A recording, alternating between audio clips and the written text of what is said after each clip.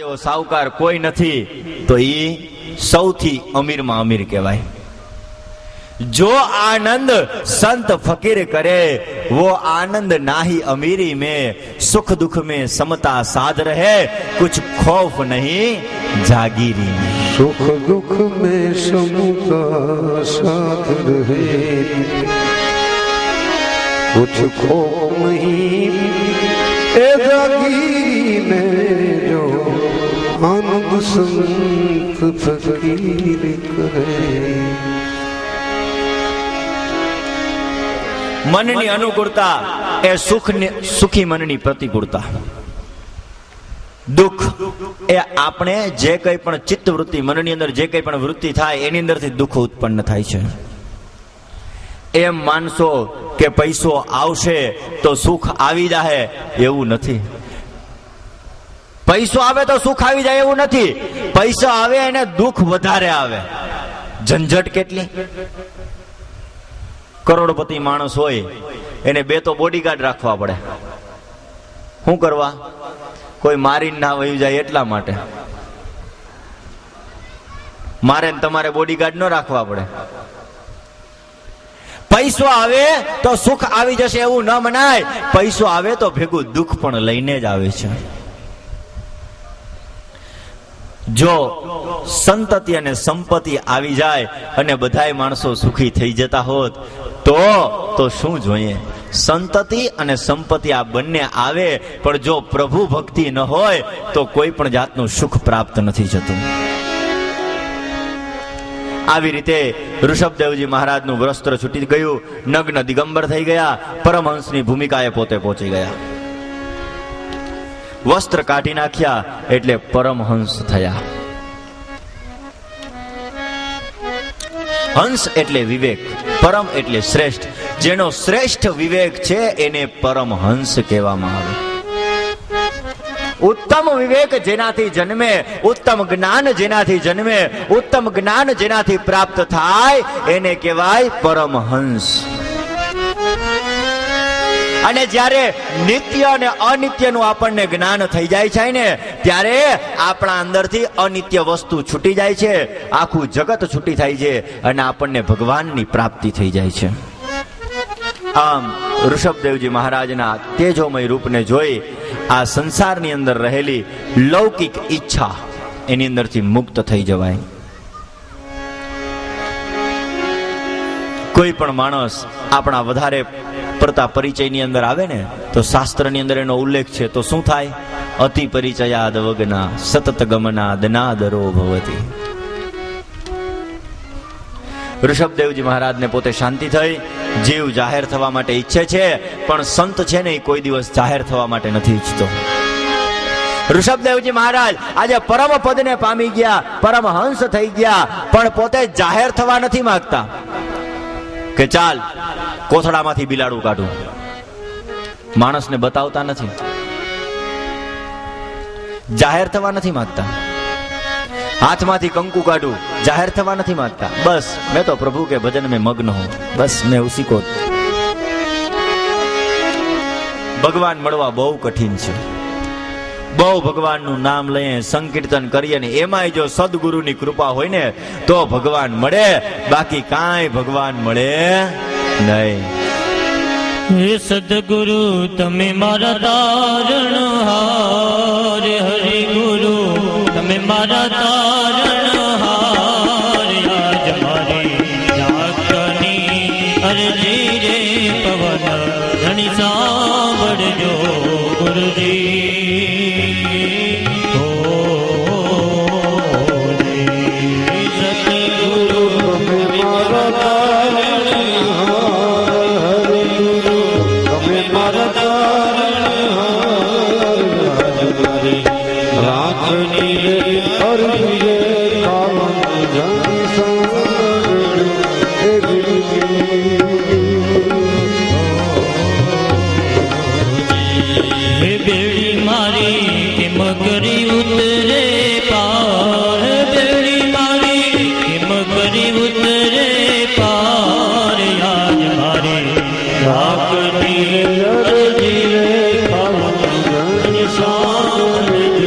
હે ગુરુ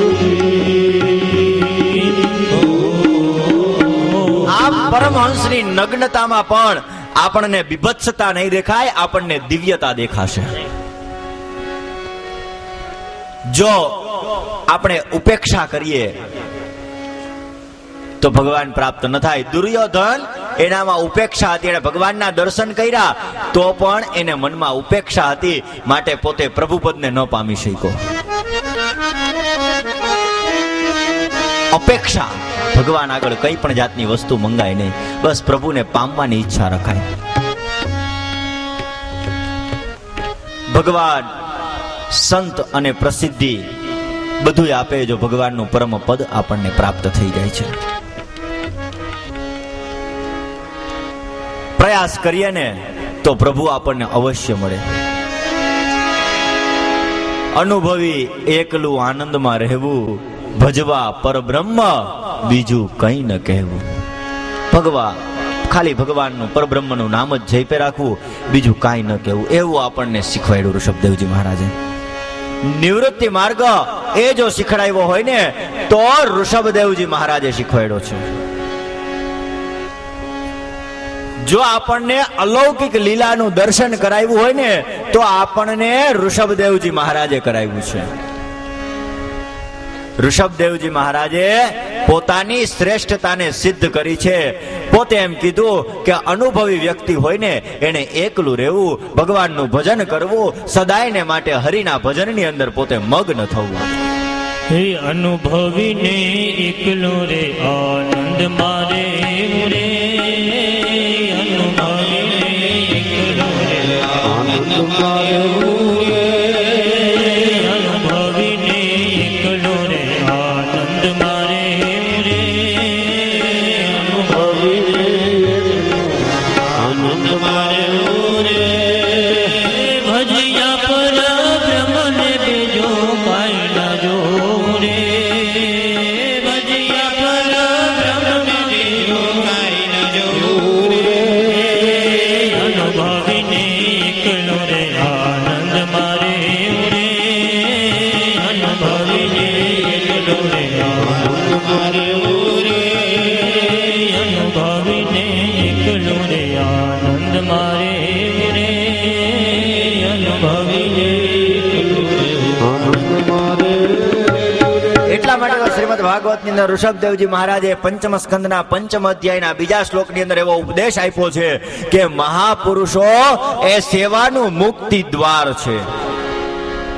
કામીઓનો સંગ કરો તો નરકનું દ્વાર ખુલે, પણ જો તમે મહાપુરુષોનો સંગ કરો, તમે સત્પુરુષોનો સંગ કરો ને તો તમને મુક્તિ મળે. મહાપુરુષ કોણ? કે જે સમાન ચિત્ત હોય, શાંત હોય, ક્રોધહિત હોય, સર્વનું હિત ચિંતક હોય, સદાચાર સંપન્ન હોય, એનું નામ કહેવાય મહાપુરુષ. એવા મહાપુરુષનો સંગ કરવાથી સ્વર્ગની પ્રાપ્તિ થાય છે.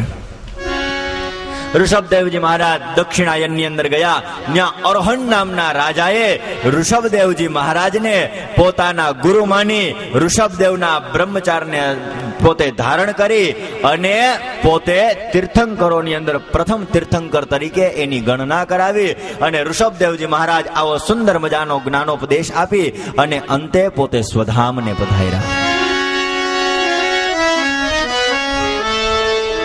ભગવાન બધાય આપણે કેસરિયા રંગની પૂજા કરીએ, કારણ કે પાપ બાળીને ભસ્મ કરી નાખે છે.